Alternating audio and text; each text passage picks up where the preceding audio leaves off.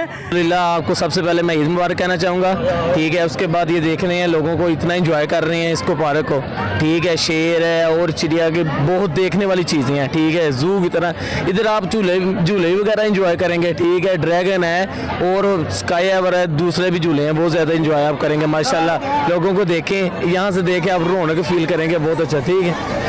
बहुत शुक्रिया। मेरा कैमरामैन दिखा रहा है कि ये बंदर जो हैं इनको बच्चे, ख़वातीन और बड़े जो एंजॉय कर रहे हैं। अस्सलाम वालेकुम।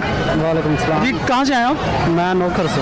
और यहाँ पे आप ये माशाल्लाह ज़ू में आए हैं, क्या फील कर रहे हैं? बहुत अच्छा फील कर रहे हैं, बहुत सारे जानवर रखे हुए हैं, मतलब बहुत अच्छा फील हो रहा है। ये देखिए जी, ये बच्चे जो है ना ये एंजॉय इस चिड़ियाघर में और ऊँट पे सवारी कर रहे हैं और एंजॉय कर रहे हैं। ईद का आज दूसरा दिन है और लोग कितने खुश हैं, लोगों की खुशियाँ जो दुबाला हो चुकी हैं। मैं हूँ सईद अहमद डेली, अपना पंजाब न्यूज़ और फेसबुक पेज साझा पंजाब की जानिब से मुझे दीजिए इजाज़त। अल्लाह ने के बाद।